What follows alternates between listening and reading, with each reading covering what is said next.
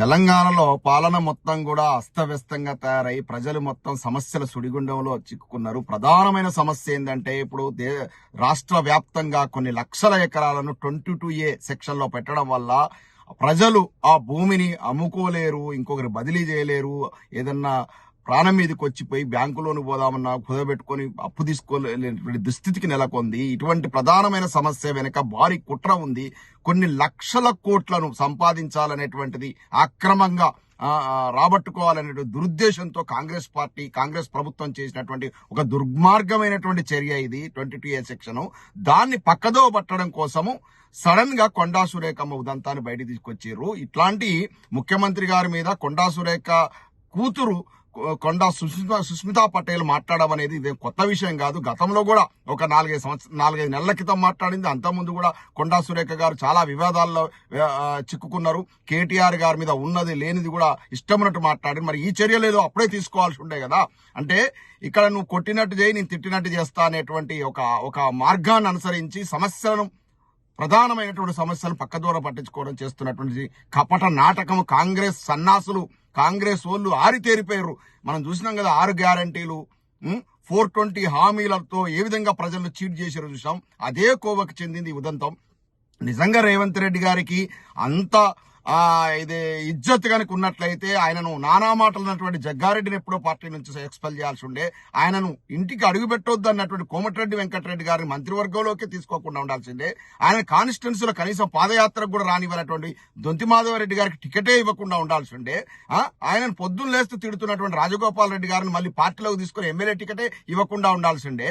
అంటే ఎన్ని తిట్టారు వీళ్ళంతా. ఇప్పుడు అనిరుద్ధ్ రెడ్డి తిడుతున్నాడు, ప్రతి ఒక్కరు. అంటే మంచిర్యాల ఎమ్మెల్యే ప్రేమసాగర్ రావు గారు గరం ఉన్నాడు. మొత్తం కాంగ్రెస్ పార్టీలో అసలు సిసలు కాంగ్రెస్ వాళ్ళంతా కూడా రేవంత్ రెడ్డి గారిని నానా మాటలు మొదటి నుంచి అంటూనే ఉన్నారు. ఈయనకు నిజంగా అంత ఇజ్జత్ కనుకున్నట్లయితే వాళ్ళందరినీ పార్టీ నుంచి ఎప్పుడో ఎక్స్పెల్ చేయించాల్సి ఉండే. ఇలా కొత్తగా అసలు పార్టీలో లేని సుస్మితా పటేల్ మాట్లాడిందని ఆమె తల్లికి కొండా సురేఖమ్మకు ఏదైతే షోకాజ్ నోటీస్ ఇచ్చారో అది పూర్తిగా హాస్యాస్పదం. ఒకే కుటుంబం లోపల రకరకాలుగా పార్టీల లోపల కుటుంబ సభ్యులు ఉంటారు. భర్త ఒక దాంట్లో ఉంటే భార్య ఒక దాంట్లో ఉదంతాలు చూసాం. తండ్రి ఒక దాంట్లో ఉంటే కొడుకు. ఇప్పుడు ధర్మపురి శ్రీనివాస్ ఉన్నాడు, ఆయన బీఆర్ఎస్ పార్టీ రాజ్యసభ సభ్యుడు. ఆయన కొడుకు ధర్మపురి అరవింద్ నిజామాబాద్ ఎంపీగా ఉన్నాడు. ఇంకో కొడుకు ధర్మపురి సంజయ్ కాంగ్రెస్ పార్టీలో ఉన్నాడు. సాక్షాత్తు ఇంతకుముందు డిప్యూటీ సీఎం పనిచేసిన దామోదర్ రాజనరసింహ కాంగ్రెస్ పార్టీలో ఉంటే ఆయన భార్య బీజేపీలో చేరింది ఒక సందర్భం లోపల. ఎన్టీ రామారావు గారు కాంగ్రెస్ పార్టీకి వ్యతిరేకంగా పార్టీ పెడితే ఆయన సొంత కూతురు Purandeswari Congress party central minister పనిచేసింది. అంటే ఇవేం కొత్త ముచ్చట్లేం కాదు. ఇవాళ సుస్మితా పటేల్ కు కాంగ్రెస్ పార్టీ సంబంధం లేదు. ఆమె వ్యక్తిగతంగా రేవంత్ రెడ్డి గారిని వాళ్ళ కుటుంబాన్ని ఈ యొక్క ఏదో 200 కోట్లకు భూమిని 7 కోట్లకే రేవంత్ రెడ్డి గారికి తమ్ముడు కట్టబెట్టారని చెప్పింది. చిత్తశుద్ధి దాని మీద విచారణ చేయండి. ఆమె లేవనెత్తిన అంశాలేంది, హచ్చ కాంగ్రెస్ పచ్చ కాంగ్రెస్ రాజకీయాలేంది, వాటి మీద చేయండి, చర్చ చేయండి. కానీ ఆమె విషయంలో తీసుకువెళ్లి కొండా సురేఖమ్మకు ఏదో నోటీస్ ఇచ్చినట్టు మళ్ళీ వాళ్ళ కాంప్రమైజ్ అవుతున్నట్టు ఇదంతా కూడా తెలంగాణలో ప్రస్తుతం ఉన్నటువంటి పాలన అస్తవ్యస్తంగా ఉంది. వాళ్ళు ఇచ్చినటువంటి హామీలను నెరవేర్చలేని పరిస్థితి. వాటి నుంచి గట్టెక్కడం కోసం, ప్రజల దృష్టిని మరల్చడం కోసం ఇవాళ 22A అనేది భారీ కుంభకోణం. దాని మీద బీఆర్ఎస్ పార్టీ నాయకత్వము, ప్రధానంగా కేటీఆర్ గారు, హరీష్ రావు గారు విరోచితమైన పోరాటం చేస్తారు. బీఆర్ఎస్ పార్టీ కూడా పోరాటం చేస్తా ఉంది. వీటన్నిటిని అధిగమించాలంటే, పక్కదోవ పట్టించాలంటే ఒక సంచలన విషయం రావాలి. అది కొండా సురేఖమ్మ ఉదంతం. ఆమె అంతకుముందు కేటీఆర్ గారి మీద కొండా సురేఖ మాట్లాడిన అంశాలు ఏదైతే ఉన్నాయో, ఏదో టాలీవుడ్ ఇండస్ట్రీకి అంటగట్టి మాట్లాడిన తర్వాత క్షమాపణలు చెప్పింది. అప్పుడు కూడా అంతే, సమస్యలను 6 గ్యారెంటీల నుంచి ప్రజలను, ఎందుకంటే అడుగుతారు కదా ప్రజలు, 6 గ్యారెంటీ నుంచి పక్కదోవ పట్టించాలి. తర్వాత మళ్ళీ మధ్యలో ఒక 6 నెలల కింద కొండా సుస్మితా పటేల్ ఇట్లాంటి వ్యాఖ్యానాలు చేసింది. అప్పుడేంది, ఈ యొక్క కాళేశ్వరం నీళ్లు ఇవ్వకుండా, యూరియా ఇవ్వకుండా, ఇవన్నీ ఈ ప్రభుత్వం ఇబ్బందులు పెడుతుంది కానీ ప్రజలను అవన్నీ గురించి ఆలోచించకుండా పక్కదోవ పట్టించడం. ఇవాళ ఏంది, 22A అంశం కావచ్చు, అదేవిధంగా హైడ్రా విషయం లోపల హైదరాబాద్ ప్రజలు రాబోయే జిహెచ్ఎంసీ ఎలక్షన్స్ ఉన్నాయి, వాటిల్లో ప్రజలు కర్రు గాల్చి వాత పెడతారు కాబట్టి పక్కదోవ పట్టించాలంటే మళ్ళా ఈ యొక్క కొండా సురేఖమ్మ ఉదంతం. ఇప్పుడు ప్రజలు ఆలోచించడం మానేస్తారు కదా తమ సమస్యల గురించి. ఇవాళ సాగునీరు రాక పంట పొలాలు ఎండిపోతున్నాయి. రేపు రాబోయే ఎండాకాలంలో తాగునీరు దొరక్క హైదరాబాద్ ప్రజలు అల్లాడుతారు. అదేవిధంగా విద్యా సంస్థలకు ఫీజు రియంబర్స్మెంట్ చేయక మొత్తం విద్యా సంస్థలు మూతపడే పరిస్థితి వచ్చింది. గురుకులాలలో విషాహార ప్రాబ్లం ఉంది. పిల్లలు పిట్టల్లాగా రాలిపోతూ ఉన్నారు. హాస్పిటల్స్ మొత్తం నిర్వీర్యం అయిపోయినాయి. శాంతి భద్రతలు మొత్తం మృగ్యం అయిపోయినాయి.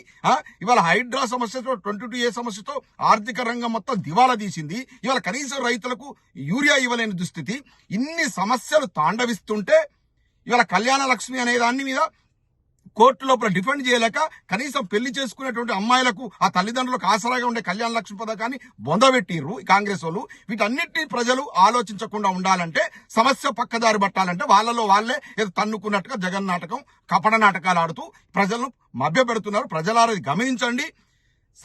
ప్రజల యొక్క సమస్యల మీద ఇలా పెన్షన్ తీసుకునేటువంటి ఇలా రిటైర్ అయినటువంటి ఎంప్లాయీస్ కూడా పెన్షన్ కనీసం వాళ్ళకి రిటైర్మెంట్ బెనిఫిట్స్ ఇవ్వలేని దుస్థితికి నెలకొంది కాంగ్రెస్ పార్టీ.